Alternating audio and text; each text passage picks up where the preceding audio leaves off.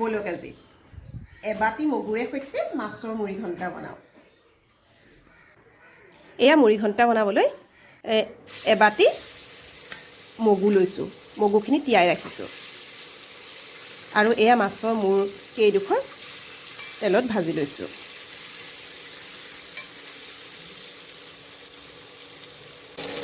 মাছখিনি ভালকৈ ভাজিলোঁ অলপ সময়, তাৰপিছত অলপমান ভাঙিও দিলোঁ যাতে ভালকৈ ভিতৰলৈকে সিজি যায়।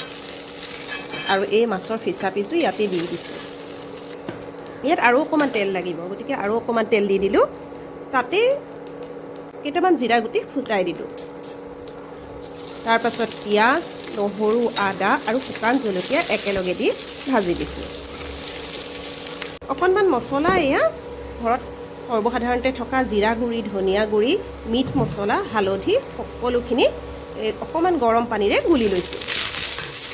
তেলতে আকৌ এয়া নৰসিংহ পাত কেইটামানো দি দিছোঁ, গোন্ধটো ভাল লাগে। আৰু এইখিনি গুলি লৈ তাতে দি দিলোঁ। আৰু এইখিনি অলপ সময় ভজাৰ পিছত ইমানেই ধুনীয়া এটা ৰং ওলাব আৰু ইমান ধুনীয়া এটা টেষ্ট ওলাব, গোন্ধ ওলাব, খুবেই ভাল লাগে। আৰু এয়া দেখিছেনে ইমান ধুনীয়াকৈ তেল বিৰিঙি ভাজ খাই গ'ল আৰু গোন্ধটো কি নক'ব, নাকত লাগি গৈছে।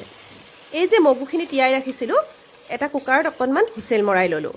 একেবাৰে বেছি ঘেলঘেলীয়া হ'ব নালাগে, আধা ফুটা নিচিনা হওঁতে উলিয়াই ল'লোঁ, এটা বাতিত উলিয়াই ল'লোঁ। আৰু এই মছলাখিনিত এই মগুখিনিও দি অকণমান নিমখ দি বহু সময় ভাজিলোঁ।